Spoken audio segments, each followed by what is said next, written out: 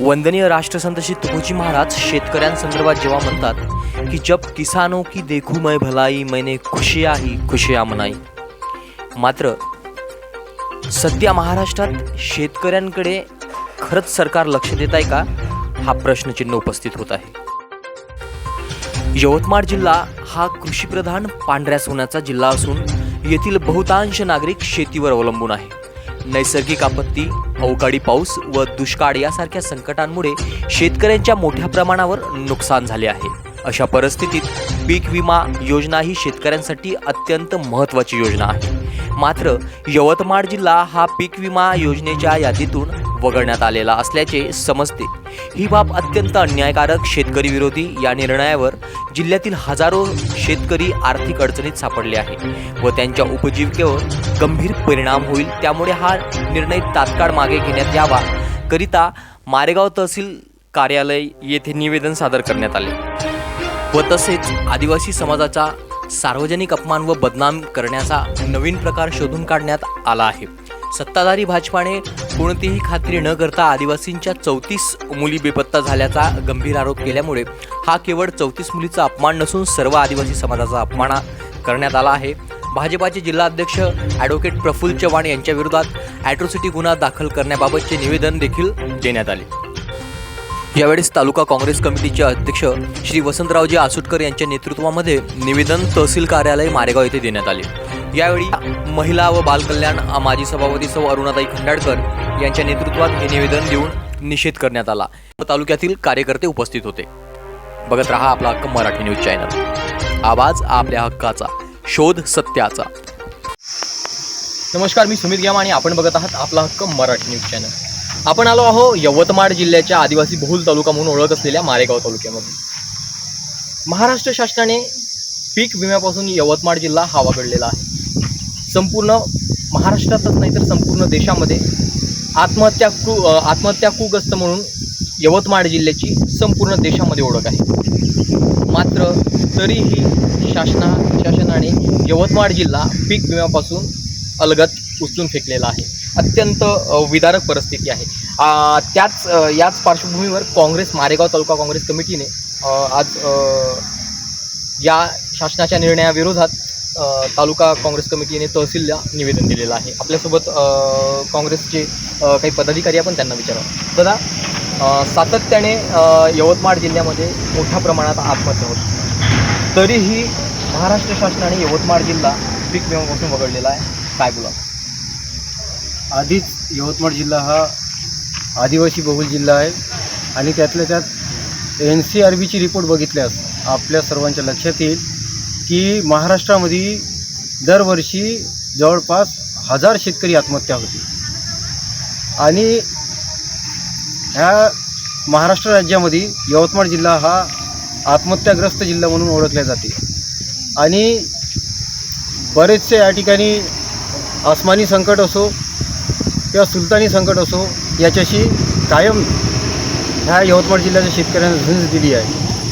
आणि खरी शोकांतिका तर वाटते की महाराष्ट्र शासनाने यवतमाळ जिल्ह्याला पीक विम्याच्या यादीतून वगळलं, त्याचा परिणाम याच्या जे सर्वसामान्य शेतकऱ्यांवर आहे.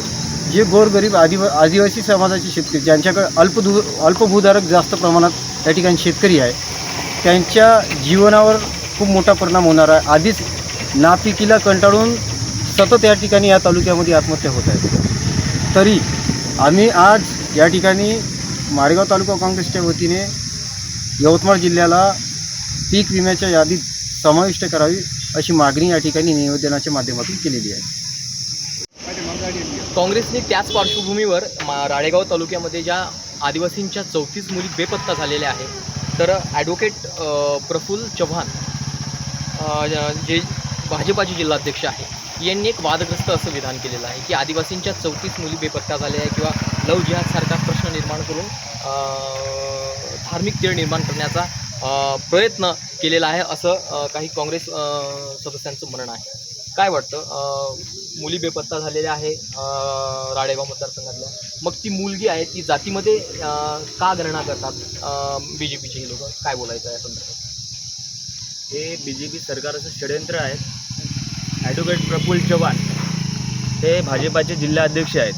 यांनी एक धार्मिक तेढ निर्माण करण्याचं काम केलेलं आहे राळेगाव तालुक्यामध्ये. तिथे एक आदिवासीचं असं कुठलेही प्रकरण झालेले नाहीत, परंतु ते जातीवाद तेढ निर्माण करण्याचं काम करत असून आदिवासी समाजाला बदनाम करण्याचं काम केलेलं आहे. तालुका काँग्रेस कमिटीच्या वतीने आणि आमच्या सर्व कास्तकार बांधवाच्या वतीने आम्ही आज निवेदन सादर करत आहे. कारण तर यवतमाळ जिल्हा हा पीक विम्यातून वगळला गेला आहे. कृषीप्रधान देश आहे, सर्व शेतकरी बांधव आहे, आमचा व्यवसाय शेती आहे. हा मुख्य व्यवसाय शेती असतानासुद्धा आज कास्तकार मेटीकुटीस आलेला आहे. आणि आज ह्या पीक विम्याच्या बाबतीमध्ये सर्वांचा पीक विमा काढा म्हणून गाजावाजा केला, परंतु आज यवतमाळ जिल्हा हा पीक विम्यामधून वगळण्यात आला आहे. हा आमच्या जीवनावर मोठा एक परिणाम होणार आहे. कारण तर जे काही त्याची मदत मिळाली असती ते आज आमच्या रब्बी पिकाला असो किंवा याला असो कामी आली असते. हा भाजप सरकारचा एक फंडा आहे. लोकांना जागं करायचं आणि मग लोक जागृत झाले का त्याला कसं खाली पाडता येईल ते पाहायचं. लोकांना फक्त लालूच दाखवतात, पण कधी पोटभर दिल्या गेलं नाही. आणि आजही अवस्था तीच आहे. तालुक्यामध्ये भाजपचे जिल्हाध्यक्ष श्री प्रफुल्लजी चव्हाण यांनी जो आदिवासी मुली ह्या पळून नेलेल्या आहेत असे हे जे वक्तव्य केलं, त्या वक्तव्याचा आम्ही निषेध करतो. कारण शासन म्हणते, पोलीसवाले म्हणते की बा हे असं घडलंच नाही, आणि भाजपचे जिल्हाध्यक्ष म्हणते असं घडलं म्हणजे आदिवासी समाजाची आणि मुलींची हे बदनामी आहे. तेव्हा आम्ही त्या गोष्टीचा निषेध करतो काँग्रेसतर्फे. तसेच यवतमाळ जिल्हा हा पीक विम्यामधून वगळण्यात आलेला आहे. पूर्ण महाराष्ट्रात पीक विमा लागू झाला आणि हा आत्महत्याग्रस्त जिल्हा असल्यामुळे हा यवतमाळ जिल्हा सोडून दिला. तसेच मारेगाव तालुक्यामध्ये ते सोयाबीनची परिस्थिती इतकी खराब आहे की तिथे त्यांना प्रत्येक शेतकऱ्यांना एकरी एक पोतंसुद्धा सोयाबीन झालं नाही. आणि आज यवतमाळ जिल्हा मारेगाव तालुका हे आमचे वगळण्यात आलं, तेव्हा आम्ही शासनाला विनंती करतो की आमचा मारेगाव तालुका आणि यवतमाळ जिल्हा हा काँग्रेसच्या वतीने आम्ही आज निवेदन सादर केलेले आहे तहसीलदार साहेबांना. तेव्हा आम्ही शासनाला विनंती करतो की हा आमचा सोयाबीन मारेगाव तालुका आणि यवतमाळ जिल्हा या दोन्ही जिल्ह्याला देण्यात यावं. आज तालुका काँग्रेस कमिटीच्या वतीनं तहसील कार्यालयावर आम्ही निवेदन दिलेलं आहे. पीक विम्याच्या संदर्भात यवतमाळ जिल्हा हा शेतकरी जिल्हा म्हणून ओळखला जातो आणि यवतमाळ जिल्हा आदिवासी बहुल भाग आहे आणि शेतकऱ्यावर जे नैसर्गिक संकट आलं त्या दृष्टीनं पीक विमा मिळणं अत्यंत गरजेचं होतं. परंतु शासनाला पाठपुरावा काँग्रेसच्या वतीनं करूनसुद्धा आत्तापर्यंत कोणती मदत मिळाली नाही.